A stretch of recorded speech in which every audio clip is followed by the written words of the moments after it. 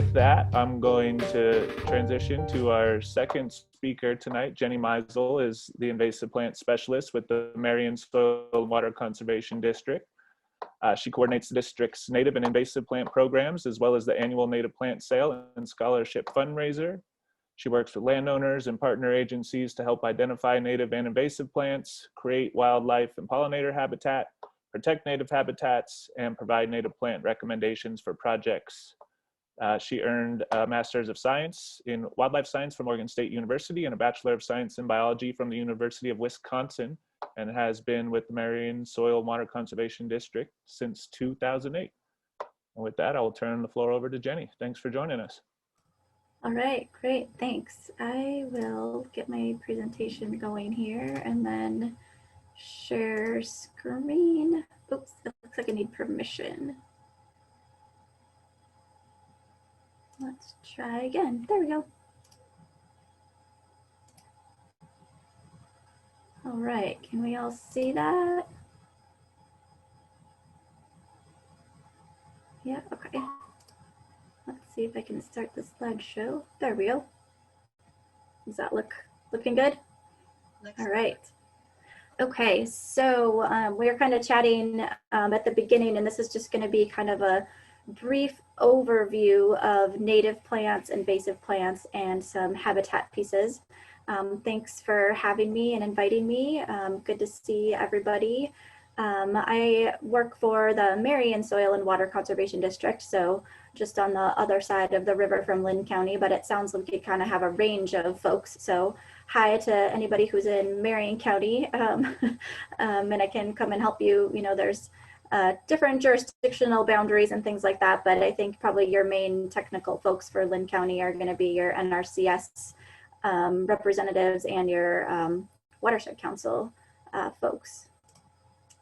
So again, just what we do in Marion Soil and Water, just our mission: protect, conserve, and improve the quality of soil and water through planning, technical assistance, and education. We kind of do a little bit of everything. We're fairly similar to watershed councils and kind of what we do and work with landowners, not regulatory, things like that. And just in case folks aren't familiar with soil and water conservation districts, we are special districts, so kind of like a fire district. And then that education, technical assistance, and conservation planning, and also help with funding opportunities. Again, we're not regulatory. We mostly give out free technical advice and consultation on agriculture and natural resource issues. Marion County, the Soil and Water Conservation District, we were fortunate to have funding from a small portion of property taxes. So that allows us to have a little bit more staff and have a grant program. A lot of districts do not have the property tax base. So working on a much smaller budget depending on where you are. And then that tax base allows us to give out some grants for resource conservation and education opportunities. So if you're in Marion County and doing some projects, please get in touch with us and we can help you with some of those programs. So kind of jumping right into the topics here, but start a little bit with wildlife habitat needs. We'll kind of build on some of the habitat stuff and then talk about some of the plants as we go through. But essentially, habitat for wildlife, you need food, water, shelter, and they also need space. So for food, essentially plants that provide berries, nuts, acorns, seeds, and flowers, especially throughout the year, which is really important for a lot of our wildlife species. Water, any kind of water feature will do, even if it's a man-made water feature, a bird bath or something like that. If you have a natural water feature, that's even better. Shelter and cover can be anything from, you know, vegetation to rock piles to artificial bird houses. So there's a variety of things that you can do on your property. Even if you have just a small urban property, you can still create that wildlife habitat. And then again, space, you know, it's not necessarily something that you create on your property, but it's just something that the wildlife inherently need for their survival. So for mammals and birds, it's really great to have diversity, and that kind of goes with any any sort of wildlife. And then again, that year-round food and water. Again, good to plant in clusters or groups, so you can have some of that shelter, then you're creating some of that shelter and that cover and that nesting habitat. It's okay to leave snags standing, which is a standing dead tree, or leave downed wood. I know a lot of people, when they're doing restoration projects or cleanup projects, they just really want to like clean up everything and they want to make it look pretty. I've worked with a lot of people that want it to look like a park at their house, but you know, like a city park isn't necessarily the best habitat. It's good to leave a mess. They like it messy, so don't be afraid to do that. But then depending on your property, you also need to take into account wildfire risk too. So you kind of need to have a balance with that. So having that shelter and nesting habitat, the snags provide some shelter and that habitat, and they can also provide food for a lot of those cavity nesting birds and perches. And then one thing that I really like to talk about with landowners, especially when they're doing some pretty large scale blackberry removal or brush removal, is we like to try to tell folks to avoid some of that brush removal between February 1st and July 31st, which is main bird nesting season. I know it can be difficult to try to wait, and but kind of doing some of that in the winter or after those baby birds have fledged is really the best thing kind of for them. Moving on to reptiles and amphibians, this is something that people don't necessarily think about all the time, like, oh, I'm gonna create habitat for snakes or something like that, but they really like those rock piles for basking and hiding. Those rocks help hold in some of the heat, so they use that and can also hide in them. And again, same for those leaf or mulch piles, and then low growing plants, so they have cover to hide underneath. And then stumps and logs and rocks too, kind of the stumps and logs for that degrading material. It can be food, it can be shelter for places to hide. So just kind of glossing over a few of these really quickly. And then when it comes to planting, again, to touch on a little bit more of diversity, think about species diversity, but also that structural diversity. So make sure you have the ground cover plants, and then your shrubs and kind of your mid-layer trees, and then sort of your tall upper canopy trees, because you have different species that use all different layers of that structure when you're thinking about that too. And then also think about, you know, kind of the size and the shape of the plants in the landscape. And then with the species that you plant, again, kind of be thinking about that food throughout the year. And then as you diversify, you'll have varied wildlife species. And then think about using evergreen trees and shrubs, because those will provide that year-round cover and shelter. And then things that have fruits, nuts, or seeds that will also provide food for wildlife. And then we'll get to pollinators a little bit more too, so we can talk about nectar plants and host plants. So just to touch a little bit on what is a native plant, and essentially those are plants that occurred here naturally before European settlement within a particular ecoregion, which are areas of general or similar ecosystems and quality. So we're in the Willamette Valley ecoregion right now, and so we have our boundaries are the coast ecoregion, the Klamath, and the Cascade Ranges. And just some of the benefits of native plants. I love this graphic. This is from Solve. They help us keep clean, cool water because they help filter pollution and they provide shade. They're great for wildlife, which we just kind of talked about. They provide that habitat and food. They can help with erosion control, because a lot of our different native plants have different root lengths to help hold in that soil. And they can also be resilient. They're usually adapted to our climate and soils. And also the native plants are fairly resilient to a lot of pests and diseases that are around. So kind of when you think about some of our native Willamette Valley plants, think about like the extreme weather conditions we have throughout a year. In the wintertime, it's really, really wet.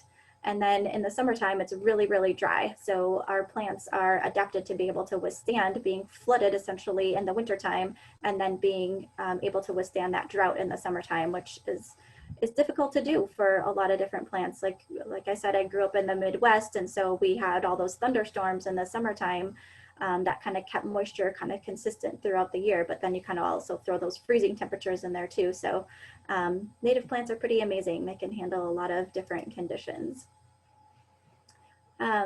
This quote I put in here, this is from the book called Bringing Nature Home by Doug Tallamy. And if you haven't read it, I really highly recommend it. It's a fantastic book, basically talking about native plants. And he says here that by favoring native plants over aliens or non-native plants in the landscape, gardeners can do much to sustain biodiversity. That's been one of our country's richest assets, and native plants support and produce more insects than those non-native or alien plants, and therefore more numbers and species of other animals. So his whole premise for this book is essentially plant native plants, then you will attract the insects that feed on those native plants and rely on those native plants, and therefore then you will attract the wildlife that are attracted to those insects. So he does a really great job. He's from the East Coast, so his book kind of focuses on East Coast native plant species, but the general overall concept is pretty fascinating. And then he really goes into a lot of how native plants support insects. And essentially what they do is provide access to the energy stored in those plants. So the insects will eat the plants and then use up that energy, and then larger mammal, it's basically the food chain, right? So then a larger animal will then eat that insect and use that energy from the plant that was stored in the insect. And this is a statistic that's in his book that I found pretty fascinating, that 96% of terrestrial bird species in North America rely on insects to feed their young. So that's almost every single bird species in North America relying on insects. Probably the ones that don't are pelagic birds that live in the ocean and they eat fish. And I think another stat he has in his book is that I think it was chickadees need to feed their young. It's like 300 some caterpillars a day. So just think about like the number of insects and caterpillars that those chickadee parents need to find to raise their young. Like that's an amazing amount. And if you've ever seen, birds flying back and forth from a nest to getting food, how often they go back and forth. It's pretty amazing at the amount of energy and time they spend rearing their young. But anyway, kind of going on a little bit more about insects, they return the nutrients tied up in dead plants and animals to the soil. So that's all our decomposing insects. They aerate and enrich the soil. So think about earthworms in that sense, and then keeping populations of insect herbivores in check. So that's going to be a lot of our beneficial insects that like ladybugs that will attack aphids and help keep those populations down. And there's several examples of that. And then again, the insects provide food either directly or indirectly for almost all other animals. So it's really about the insects. Did you think you were going to get that out of the talk tonight? I don't know, maybe not. But so anyway, so just some habitat needs for bees and other insects. Small patches of bare ground is really important. There's a lot of our native bees are ground nesting bees. So they will make small nests and holes just in bare dirt. Who knew it could be so easy, right? Again, planting in blocks and clumps is important for insects as well. It helps reduce their foraging efforts. So if you plant multiple plants of the same species, they can forage in a smaller area and not have to go as far. So it helps them conserve energy. Using wood of all diameters, hollow sticks and twigs for a lot of those cavity nesting bees, like mason bees are a good example of that. So they're not the only ones that will nest in hollow sticks and twigs. Be free of pesticides or reduce the amount of pesticides that you use because insects are very susceptible. And then use those native plants that flower throughout the season.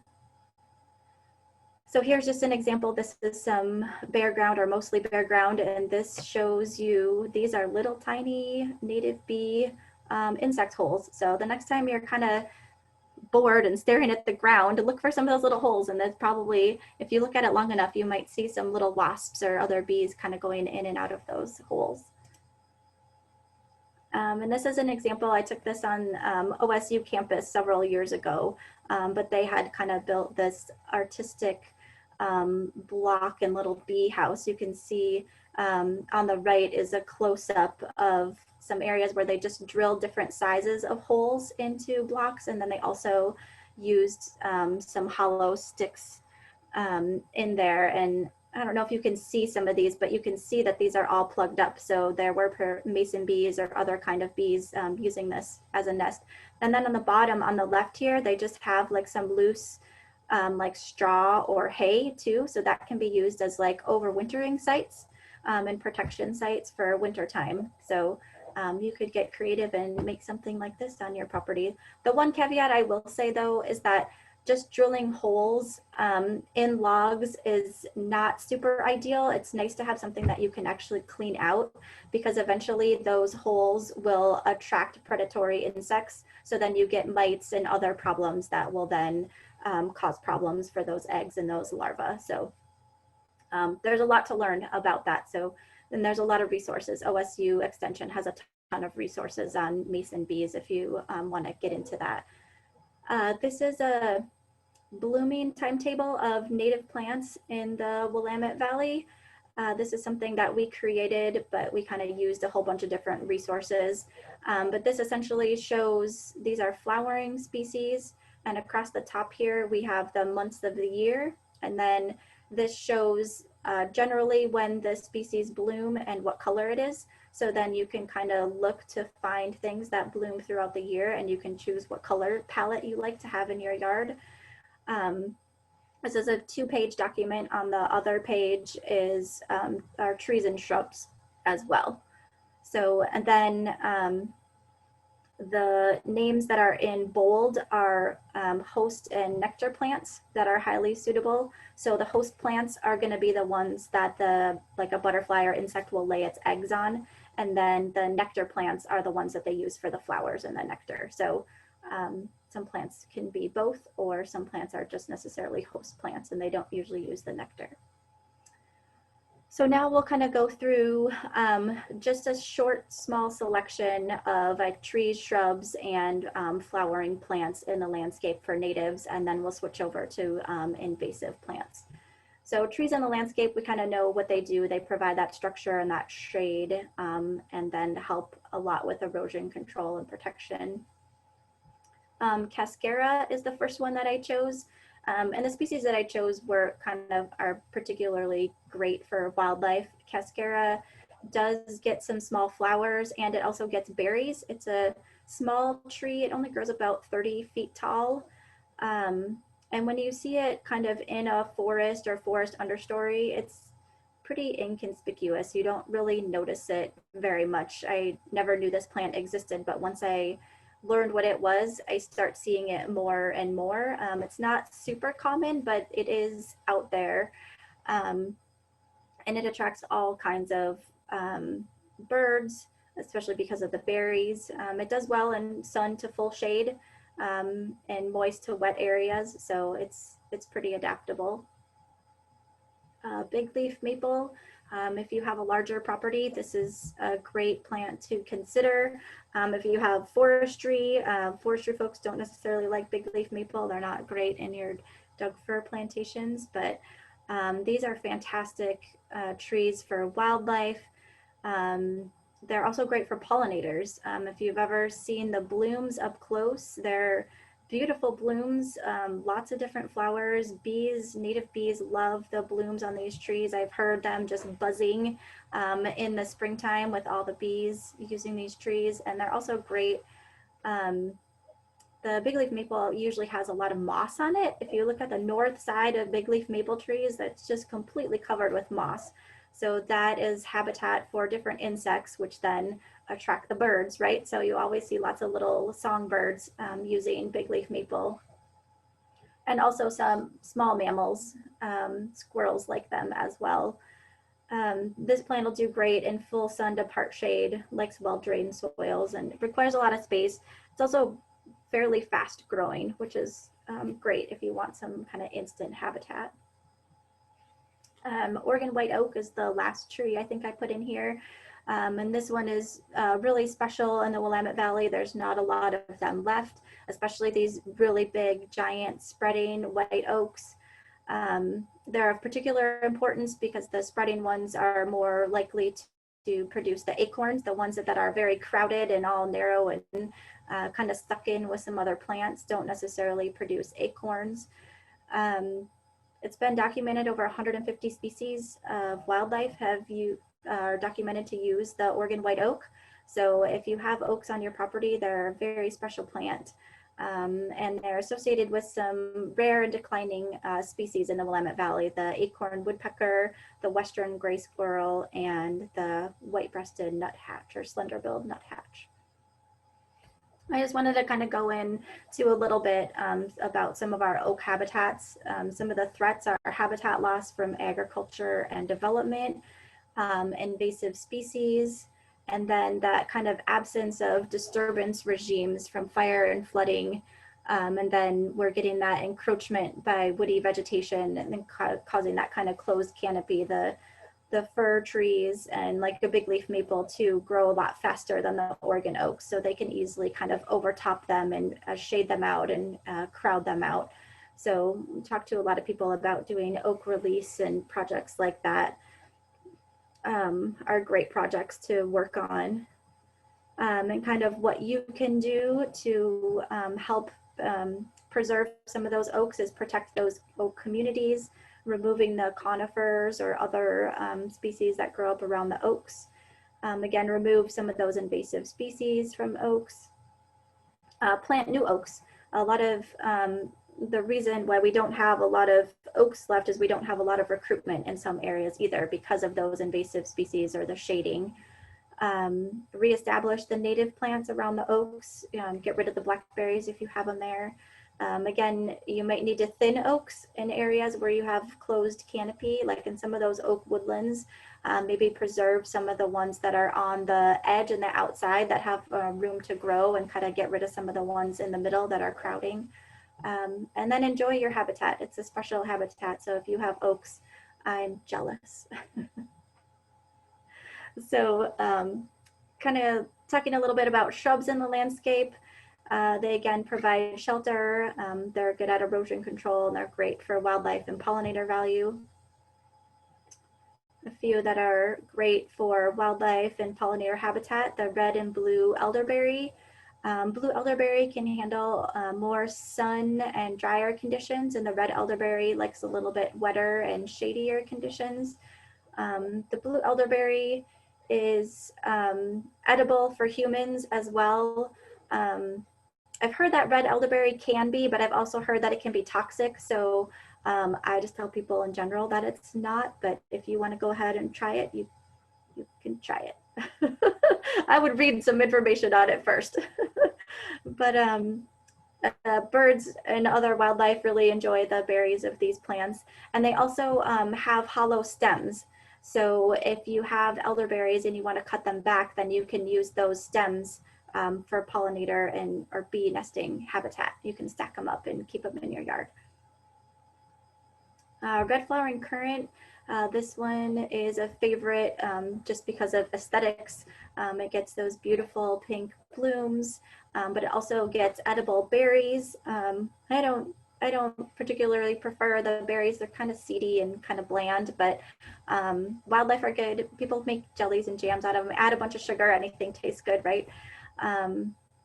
But the one thing that's great about the red flowering currant is that the time that it blooms in early spring also corresponds to the migration of the rufous hummingbird.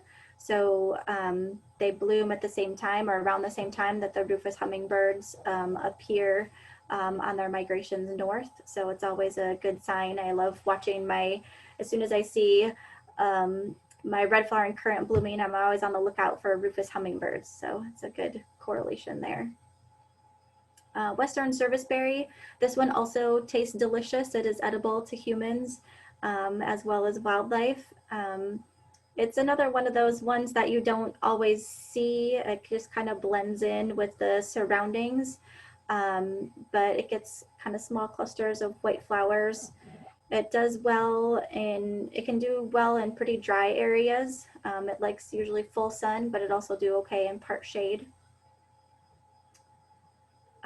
And blue blossom, I think, is the last one. This one is kind of native more to the southern Willamette Valley and kind of Umpqua area, but it does okay up here.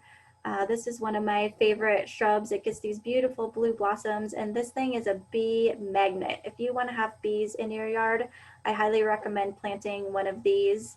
It just drips with bees in the springtime. It blooms around May, the beginning of May to mid-May. It's evergreen, it's very drought tolerant, it can handle full sun, it likes well-drained soils, and it grows fairly large, so don't plant it right next to your house like I did. Not a good thing.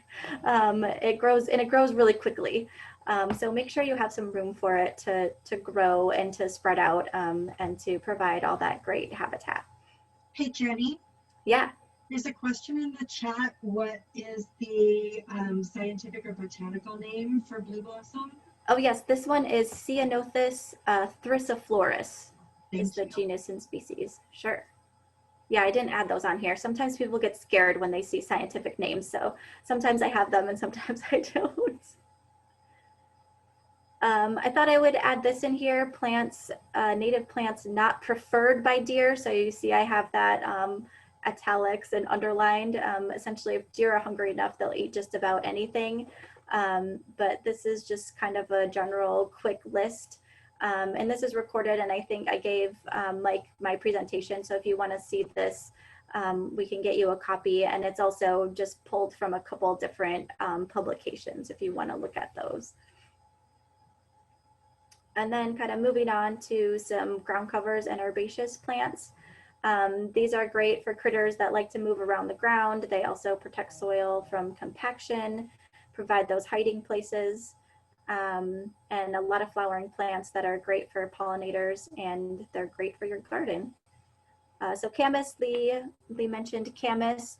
I wanted to put this plant in here. It's also important to Native Americans, was a first food for them. The bulbs are edible. I have not tried them yet, but I need to. I have some in my yard, so I should dig some up and try it sometime. There's two different species. There's a great camas and a common camas. And then there's also a white variety of the great camas. These plants usually like a little bit wetter habitat in the wintertime, and then they like to be really dry in the summertime. So they have beautiful blooms. They also attract pollinators. The great camas can get up to 3+ feet tall. And they spread pretty easily, and they grow really well from seed. A lot of mine I planted just from seed. It took about 4 years for them to get to flowering. So you've got to kind of wait a little bit if you're going to plant them from seed, but you can also plant a lot of bulbs too. Sword fern, I added this one in here just because it doesn't flower. It's not like super pretty and showy, but it's really adaptable, and it's great, just a great general overall ground cover. It's evergreen, and it can handle a pretty wide range of habitats and conditions. So you can plant it in full sun. It doesn't always like full sun. It prefers shade, but it'll do okay in full sun. And it's just great kind of for small wildlife, and it's great cover because those fronds end up falling over, and then you have kind of that material to provide cover for small mammals. Oregon sunshine, this one was mentioned as well. This is a great for pollinators. It's kind of a meadow species. There's two forms of it. One is kind of mat forming and grows lower to the ground, and then there's another form that grows upright and tall. I mean, it doesn't get very tall, maybe 12 to 18 inches tall.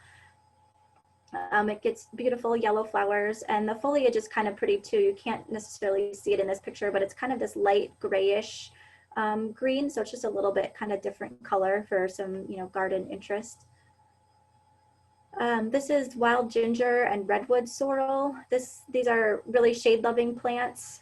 The wild ginger is this kind of darker heart-shaped leaf, and it is kind of evergreen. The leaves kind of stay around. They turn a little bit red in the fall and throughout the winter. And then this is the redwood sorrel. It kind of looks like the clover-looking plants. And then down here in the corner, this is the flower from the wild ginger. They flower underneath those leaves and kind of right next to the ground. So if you see this plant, just kind of pick up some of those leaves, and the flowers are amazingly beautiful. They're really unique. They kind of have these folded back petals, and they're pointed. They're very interesting in different forms. So just kind of a neat little thing there. Douglas aster, have a love-hate relationship with this plant. I love it because it's great for pollinators. It blooms really late in the season. I had mine in my yard was blooming until like middle of October this year. It starts blooming around August. You can see this is a picture of a little skipper butterfly on it. It also can be fairly aggressive. I have it all over my yard because it likes to spread. It spreads by rhizomes, underground roots. It also spreads very readily by seed. So that's kind of the hate part of the relationship with this, but I love to let it go to seed because juncos and goldfinches love to eat the seeds. So I always struggle in the fall with, do I cut it? Do I not cut it? I cut a few down to try to get rid of the seeds to prevent it from going all over my yard. But the plant usually ends up winning, but that's okay. It's easy to pull up and it's okay. It grows in my lawn. It grows in the street by the curb, between the curb and the road. And I'll probably share it with my neighbors too. I don't know how much they like it, but it's a good pollinator plant. And then I wanted to add this one, and that will do great in full sun or partial shade too. And it can handle dry and moist conditions. So it's pretty adaptable. I think this is the last one of our native plants that I was going to highlight. This is Oregon stonecrop. It's a sedum. You can see here I have it growing in a little rock garden in my yard, so it can handle full sun. It's fairly drought tolerant. It's a pretty hardy little plant. It gets, these are bolting here, it gets pretty yellow clusters of flowers. So that was the last of the invasive plants, and then we kind of move right into invasive weeds. So I just want to start with some terminology here because there's you hear lots of different terms. You have weeds, your non-native plants, invasive species, noxious weeds. So to just kind of clear up some of that, a weed essentially is any plant that's growing in an undesirable location. So my Douglas aster, I could call that a weed in my yard, right? If it grows where I don't want it to grow. So it doesn't matter if it's native or non-native. A non-native plant is anything that's not known to historically occur in an area. So it could be something, something that's traditionally native to the eastern United States that is growing in the western United States, or it could be from a different country or a different continent growing here.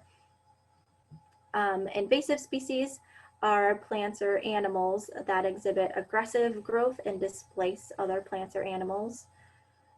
Again, my Douglas aster could potentially be invasive as well, for an example.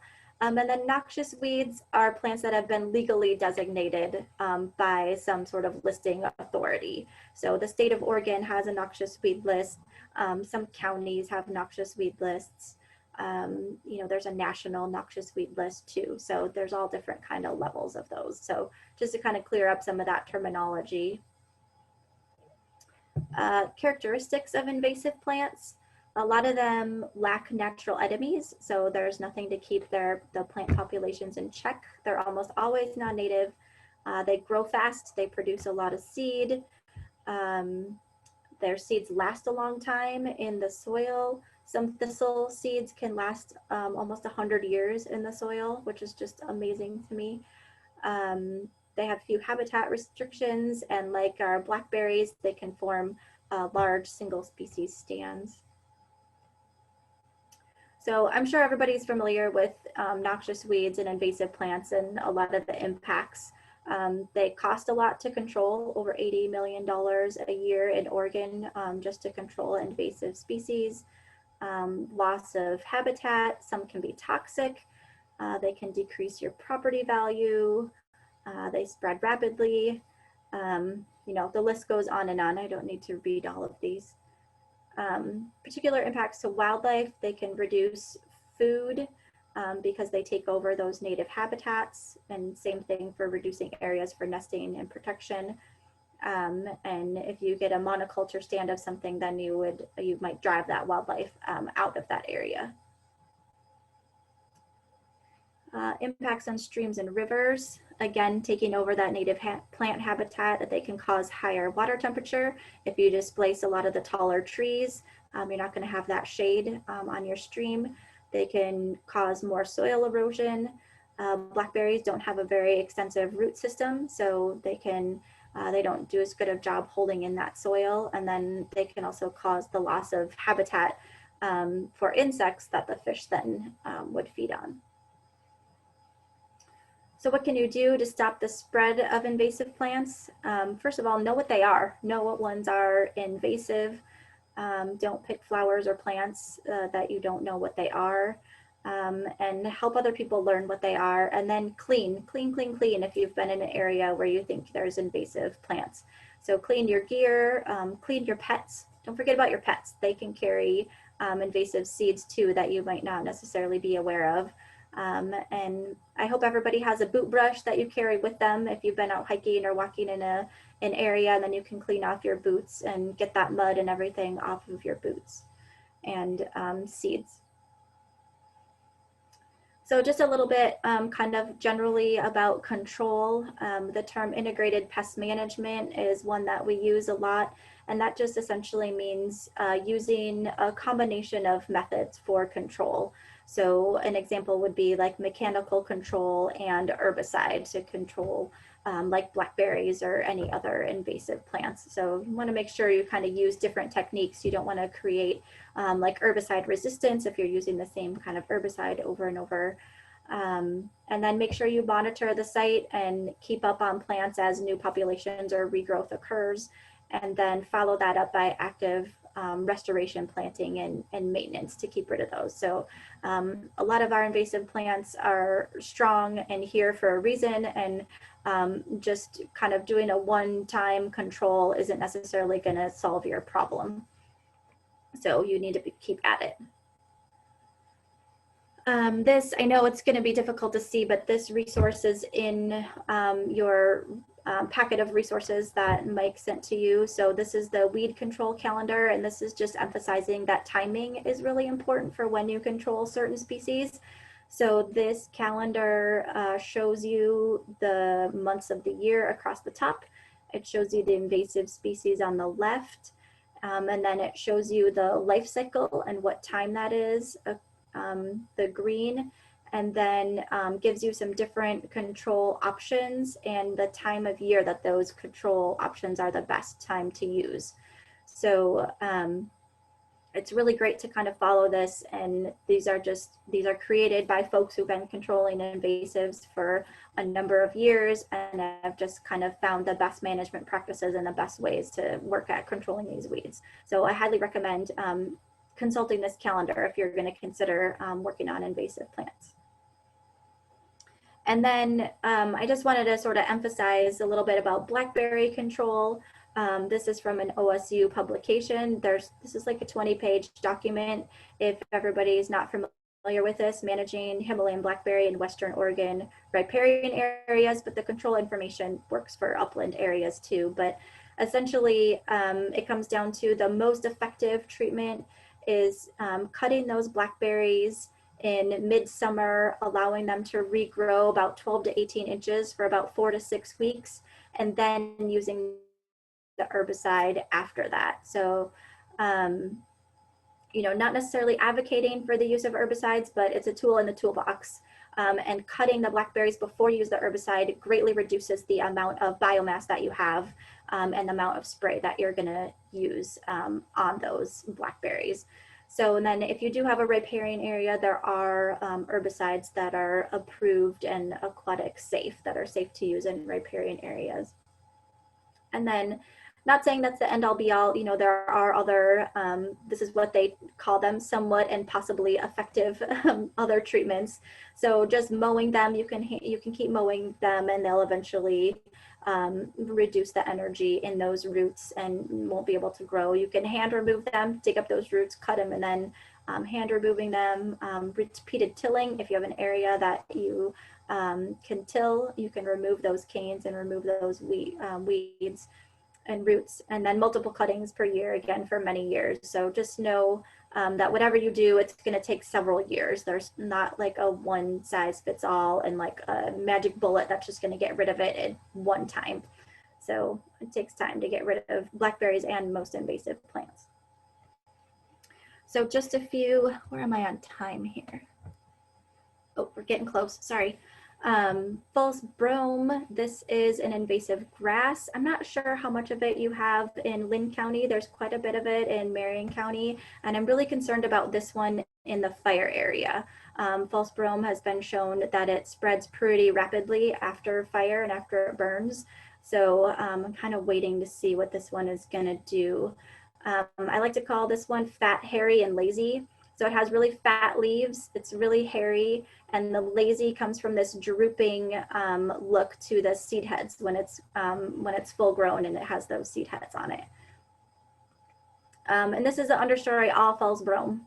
You can see there's a little bit of Scotch broom in here, but I think it's even crowded out the Scotch broom in this instance. So it's a bad plant. There's lots of it here in Corvallis. It came in on forage, I think. Some folks, it might have even been OSU, I'm not sure, brought it in for forage like in the 50s. So Corvallis is kind of an epicenter of it. The McDonald Dunn Research Forest here, it's all over.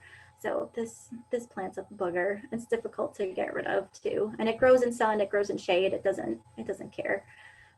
This is tansy. I'm sure everybody's familiar with tansy ragwort, but I just wanted to bring this up because we've kind of had some higher populations in the past few years, especially this 2020 was a really bad year for tansy. And we think it's because we had a really cool wet spring and the biological controls weren't able to function as well in that cool wet spring. So we didn't have as much biological control action.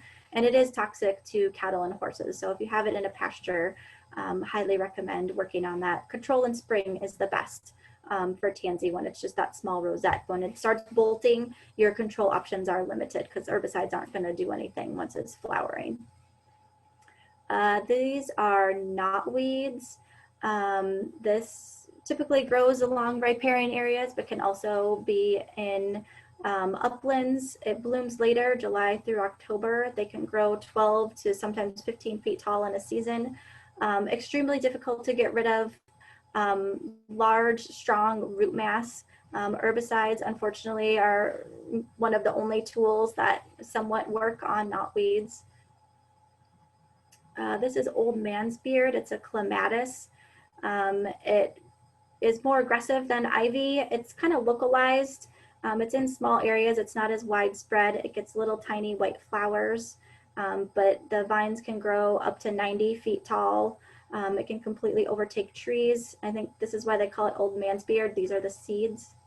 I'm going to kind of just rush through these because I know I'm running out of time. Here is the infamous shiny geranium, and as we've all we talked about earlier. This is it growing. This plant doesn't even need soil to grow. It's ridiculous. This is it growing in a drinking fountain in between rocks. So it just like can even just let a little bit of moss to grow. You can show it up close there, but this is essentially a complete understory of shiny geranium. It's an annual, it spreads really quickly, it produces a lot of seed, and it's really difficult to control once it gets out of hand. When it's small, I mean, individual plants you can pull up super easy. It's a really wimpy plant on its own, but in mass, it can take over understories. This is its cousin, Herb Robert. That's also a geranium. You can see here the leaves are a little bit kind of more fern-like, but it also gets those pink flowers. I haven't seen as much Herb Robert as I do shiny geranium, but I know there are areas that are more more infested by herb Robert. And this one has hairy stems as opposed to the shiny geranium, which has not hairy red stems. That was the last invasive plant, so I'm almost done.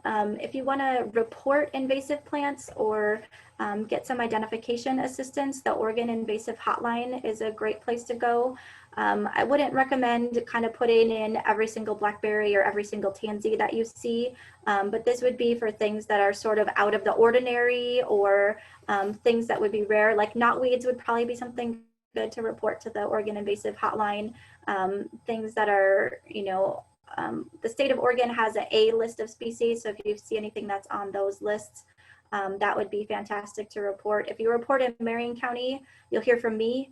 I manage the hotline for Marion County. I'm not sure who does it for Lynn County. I meant to look that up before I came tonight, and I forgot to do that. But you will hear from somebody if you report to the hotline, so somebody will respond to you. These are some weedy resources. Again, the Oregon Department of Agriculture, the Invasive Species Council is great. I left this Marion County one. This is my Marion County talk, but Marion County has a weed control district. But King County Noxious Weeds has a fantastic site. They also have a really great native plant site too. If you want to go check out King County, Washington, and then again, the reporting in Oregon. Garden Smart, if we were in person, I would hand everybody this Garden Smart booklet, but this is a resource, an electronic resource for you that is provided to you. This is great. It shows you invasive plants here on the left and then different alternatives of native and ornamentals that you can plant that look similar. And then just to promote some things that we do, I coordinate our native plant sale in Marion County. So right now it's all online. Ordering's open till the end of February. So you can go, if you go to marionswcd.net, you can find that on our website and you can come and get some native plants from us and pick them up in March. And then on February 9th, next week after, 2 weeks, there is a native plant talk called Planning and Planting Your Native Garden. That's being hosted by some folks in combination of Marion, Yamhill, and Polk counties. So that's a plant workshop coming up. And that's the end.